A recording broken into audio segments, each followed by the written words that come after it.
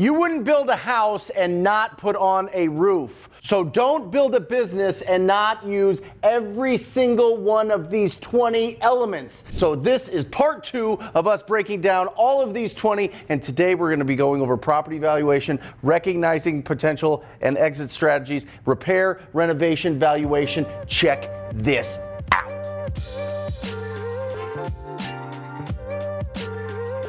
Hey everybody, it is Brent Daniels, Mr. TTP, and on this channel we give you the tools, resources, and tactics that I'm currently using in my 7-figure business so that you don't have to go out there, waste a bunch of time and a bunch of money. This is part 2 of a 5-part series that we're going to do breaking down these 20 elements of building a successful real estate business. So let's get into it. There we are, property valuation. Here it is. Listen to me. Do you know who determines the value of a property? Is it an appraisal? Is it a real estate agent? Is it the government? Is it the seller? Sure isn't. It is the buyer. A ready, willing, and able buyer determines the value. If there's nobody that wants to give money for a property, then it doesn't matter what all of those other opinions are on value. It doesn't matter. It only matters what the buyer is willing to pay. Doesn't that give you so much confidence? Don't you want to stand taller and have a taller posture knowing that you are in control? Now listen, it might not be in alignment with what the seller's expectations are. It might not be in alignment with other buyers, and they might outbid you, and that's fine. But when you are making an offer on a property, it is what you think it's worth. Keep the power. You are so powerful. Number 2 here, Redfin, Zillow, and Realtor.com. Whenever you're talking to a property owner and they become a lead and you're pre-qualifying them and you kind of get an idea of what price they want, but they're not really showing you exactly the value that they think it's worth, then go to Zillow, go to Redfin, go to Realtor. All of them will give you estimates of what they think the property will sell for if it's totally fixed up. They're assuming that the property's in really, really great condition. So it's not an as-is value. So a lot of property owners think, oh, I'm going to Google my address. Oh, there's an appraisal on my house. That's what it's worth. It's not. So educate them. Let them understand this is what the property's worth when it's fixed up. But if you take all 3 of these, add them together, divide by 3, you're going to get pretty close to what the value of that is. It's not going to work on every single property. It's not what I hope that you do for your whole career. But if you're just starting out, it's a great place to get a pretty close value. 60, 40, 10 rule. All right? If this number right here that you got, the average of these 3 values, is over $250,000, I want you to be around 60% of that price, of that value. All right? Put in that average value and then times that by 0.6, and that's typically where you want to be at for your contract, for the price that you give the seller. If it's between $250,000 and $100,000, you want to be at 40%. All right? And if it's under $100,000, you want to be at 10%. This is really critical. These are properties that are in rough shape. Now, if you go and you're having a conversation with a property owner that has a really nice property that doesn't need a lot of investment, it is silly to offer them this. Go after rough looking properties. The 90% to 96% of properties should sell on the market.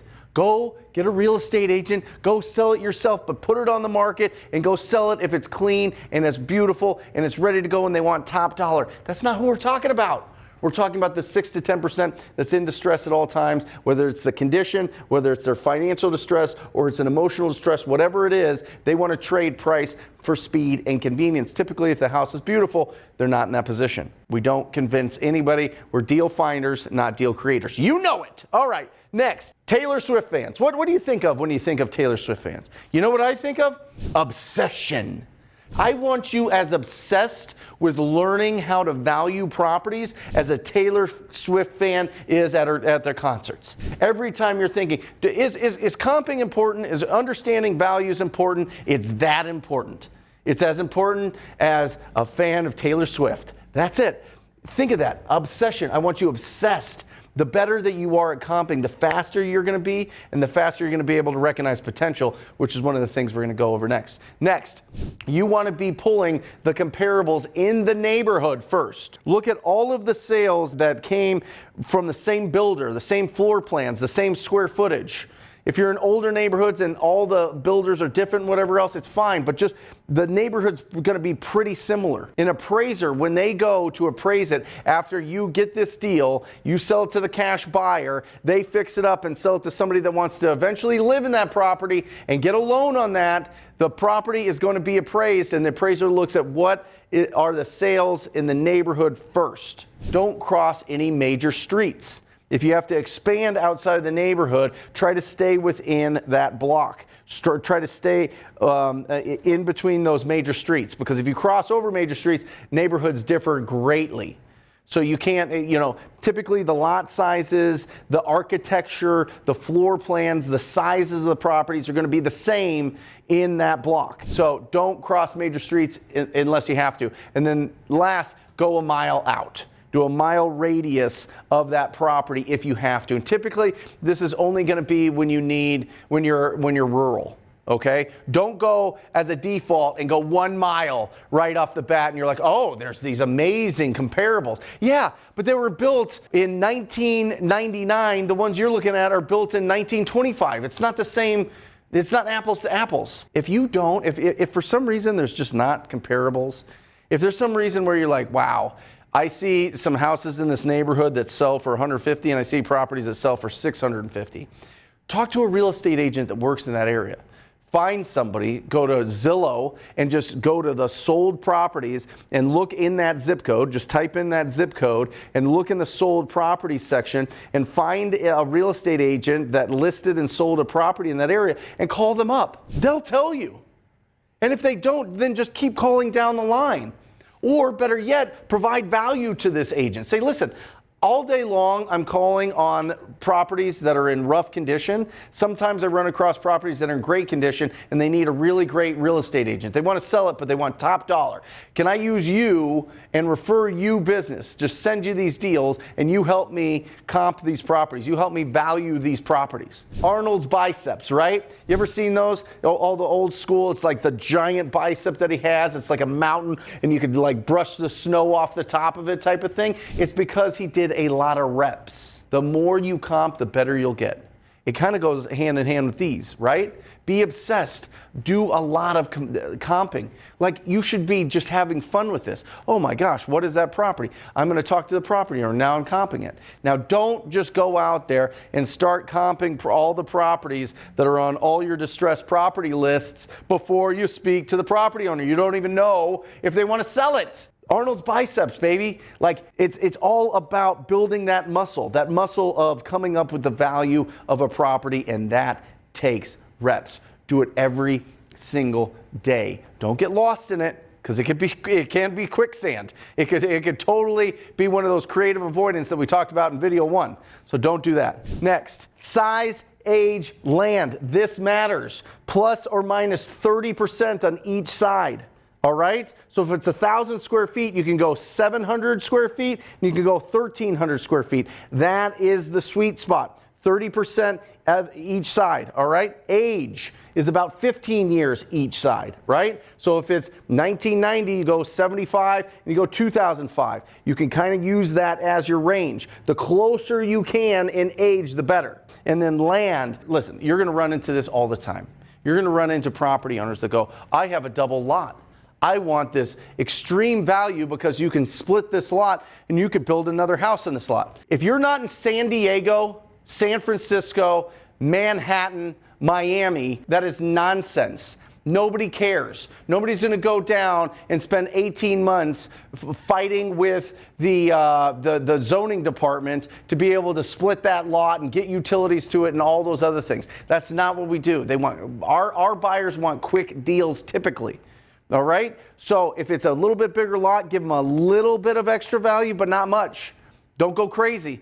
I'm telling you, I get this question all the time. Thousands. I've got over 3,000 students in my phone that I get this question all the time. Well, it's this exercise lot. They want, 50 grand over Zillow. Knock it off. That's not a motivated property owner. Trust me. Anybody that says, well, you could just split this, get it rezoned, build apartments on it, is nonsense. Knock it off. All right? Next. Boom. Oh, this is make or break. This is the difference between making 6 figures a year and making multiple 7 figures a year. Is all about recognizing potential in every lead. This is the difference between throwing out really good leads because you don't really know what to do with them and being able to convert those into income, baby. Woo! I love this one. All right. Number one, understand this. Buyer hierarchy. At the very bottom, you're going to make the least amount of money if you sell to another wholesaler. And then next, it's fix and flip, right? Next, it's BRRRR strategy. Next, it's rental. And at the tippity top is going to be people that want to buy your deals because they want to live in the property. Now, that is your typical cash buyer database. All your buyers have to be cash buyers when you are wholesaling real estate. Let me say that again. Do not go down the way. Do not talk to that bank that says that they can do conventional financing on this, and then you get to the closing and they can't. Trust me, you're going to be heartbroken.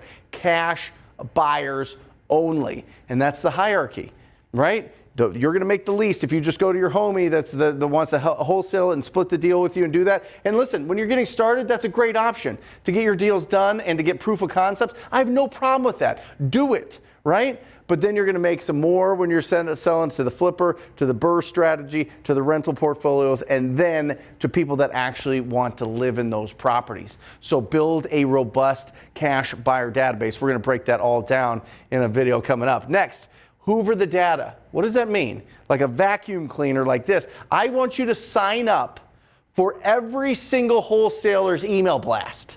Okay? And then once a month, I want you to look at all the deals that got sent out and then do a little audit, right? Go in to the records and go see, what did this sell for? Who did it sell to? What is their plan with this? Kind of follow it. Kind of pull on that thread until you say, wait a second. How did they sell it for that amount? It makes no sense. I didn't even think that was a deal. How did they do that? Call up that wholesaler and ask them. The next time you go into that area, you're like, wait a second. I saw that deal that Brent did, and he sold it for $290,000, and I didn't think it was a deal unless it was at $270,000. But in this area, people are paying more. Recognizing potential, baby. Nice. TTB. You know I'm TTP. Talk to people. This is talk to your buyers. Talk to your cash buyers. What are you doing with this? What is your plan? What does your business look like? What kind of deals are you looking for? What are you seeing out there? I see that you flip a lot of properties. Do you ever hold a lot of properties? Do you have a rental portfolio as well? Do you do some unique strategy? Are you looking for creative options? Talk to your buyers. They're going to give you so much ammo to go out there and really find some incredible deals. Next, cheap money, expensive money.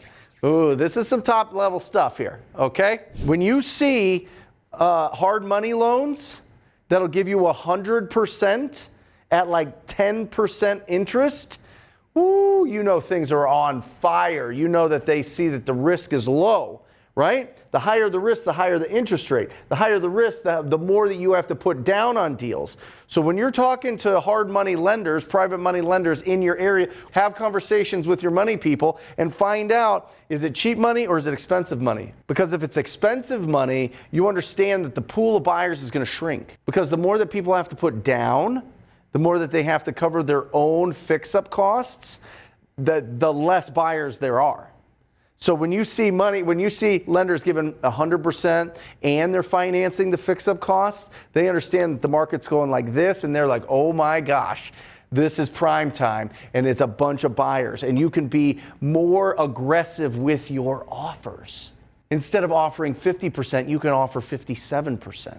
This right here, guys, woo, this is a little sneaky tactic. It's awesome. Do it. Next, nerd out. Nerd out. Understand what's going on with interest rates.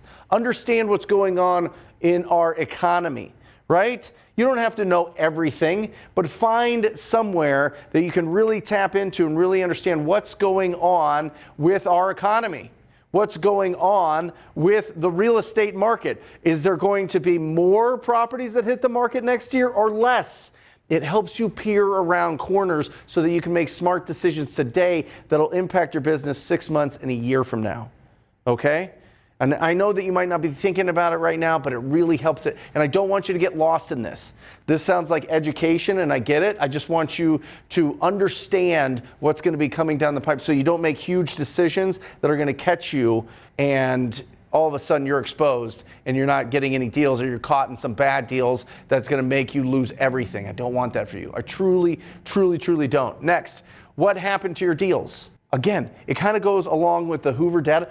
Follow the thread. What did your buyer do with that deal? How much money did they make? Did they fix it and flip it? Did they sell it privately? Did they put it on the market? Did they hold it in their portfolio? Is this an Airbnb? What is this? What happened to your deals? Follow that so you can understand and be more aggressive with your offers, or more conservative depending on what's going on in the market. Next, excuse me, can I get some help? Talk to people doing more than you. I feel like I have this great deal here. What do you think I could sell it for? Who do you think the best buyer is for this? What do you think the best exit strategy is for this deal? Just squat up with people that are doing more than you. They're going to see the electricity in your fingertips. They're going to see the sparkles in your eyes. They're going to see that you've got energy and enthusiasm and conviction for this business, and they're going to help you out. So get some help. Go out there and find some help. Next, listen, we either get a wholesale price or we get wholesale terms. Maybe they don't care about the price. Maybe they just want to hold on to this property and be the bank. Maybe they just want you to take over their loan. Either way, wholesale price or wholesale terms. Listen, I'll give anybody $1 million for their shack if I can pay them $1 a month. Terms. It's either price or terms, baby. That's what it comes down to. It comes down to price or terms. And to get the best deals, remember, a property that is bought right is already half sold. So make sure that you get really good deals. If it's a terms, if you get a deal on terms, make sure it's a really good deal, because you can wholesale those deals on terms. You don't have to hold that in your portfolio unless you want to. Next. All right, one of the biggest sticking points when we're getting started is how much work does this property need? I remember when I started out, I would go to Home Depot and I would look at prices of paint, and I would look at prices of baseboard, and I would look at prices of fans and faucets and windows and cabinets and all of this. It's nonsense. Don't do any of that. Our job is to find opportunities, okay? And I'm going to help you with this and make it really, really easy for you to evaluate how much work these properties need. Now, listen, if a property just needs some freshening up, right? Some carpet, some paint, maybe some appliances, $30 a square foot. Multiply the square footage by $30, and you're going to be really, really, really close. All right? Now, if a property needs cabinets and countertops and new bathrooms, I want you to double it at $60 a square foot.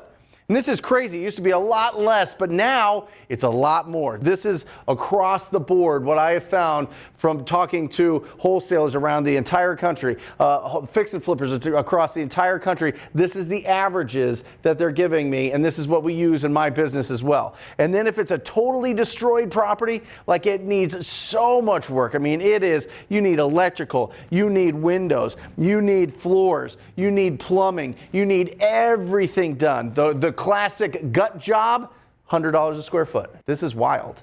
I mean, it's up to $100 a square foot, but use these as your calculations so that you can make fast estimates on what it will take to fix up those properties, right? Next, if they need some major things on top of this, it needs a roof, it needs pool equipment, it needs pool resurfacing, it needs a new furnace, it needs a new driveway. Whatever it is, add $10,000 to whatever number you come up here. Okay? A lot of this is like the internal things, right? But the look and the feel of the property, not the mechanical parts of the property, all right? Unless it's here. That's some electric and plumbing. Here, you're not a contractor. You're not a contractor. You're a wholesaler.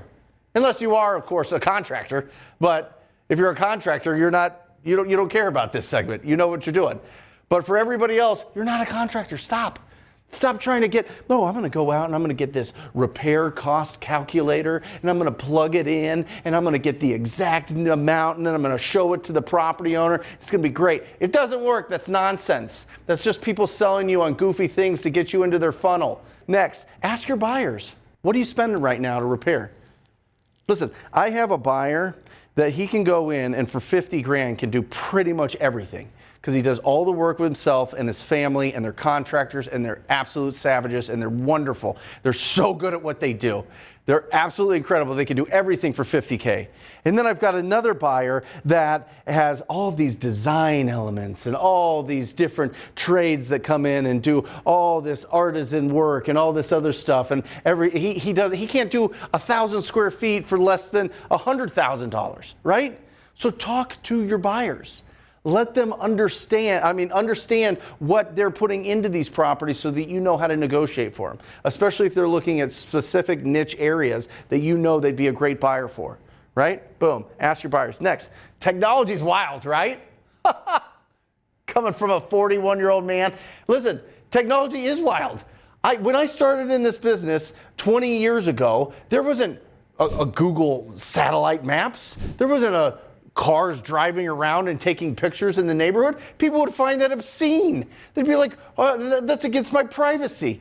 Now, there is cars driving around at all times, thousands of them, taking pictures of every street in the city. I can literally, right now, I can look at an aerial map and see into somebody's backyard, see into somebody's front yard, then drop the little yellow guy down in front of the thing, look at their front side yard, and I can tell you how much work that needs just by looking at the outside. That's how much of these work. You know, you can have a really good idea if they've got basically a collection, they've got an antique store in the back of their yard, which is a very nice way of saying junkyard, that there's probably some stuff going on inside. It's probably more in this range than this range, right? So make sure that every single property you look at, you just zoom in from the aerial shot and then bring the little guy in front and look at all the different angles, and it's going to give you a really great idea of the condition. Is it perfect? No. But I want you to be able to do this fast, because time kills all deals. The more that you're focused on, how much is this going to cost, and am I getting it at the right price, and all these other things, and not just going after getting a property under contract, putting it in front of actual buyers and getting their responses, you're slowing down the process. Progress, not perfection. Don't get stuck in paralysis by analysis. Don't get stuck in perfectionism. Just go massive, imperfect action, baby. And the last one, take a picture, it lasts longer. If you're in a virtual market, have the seller send you pictures of the property. If you can't go on the appointment today, or they can't go on the appointment today, how about, do you mind doing this just so that I can prepare for our appointment? Do you mind taking a picture, maybe 10 or 12 pictures in the corners of every room, in the front of your house, in the back of your house, the air conditioner, the water heater, the basement, and send that to me? Just text it to me at my number. They'll do it. And by the way, if they do it, do you think that they're serious about selling their property? Yes. Isn't this business incredible? Oh, I absolutely love this business. You are one conversation away from changing your whole life. From being able to, one, solve the problems of a property owner, and two, have the best deal that you've ever had ever. By one conversation. That's how it all starts. We had one conversation 2 months ago, made $176,000. It happens every day. I want it to happen to you. If you're getting value out of this series, if you're getting value out of this channel, make sure you hit that subscribe button. I would love that. That would mean just the absolute world to me. Write a comment down below. If there's any questions that you have, I want to answer those questions so that there's nothing, stopping you from going out there and taking massive imperfect action. And if you could hit that like button, that'd be absolutely phenomenal. But strap in to get ready for video 3, because we're going to keep going on this. We're going to keep building this house, and it's going to be the most beautiful house you've ever seen, the most beautiful business that you can build. I love you guys. See you in the next video.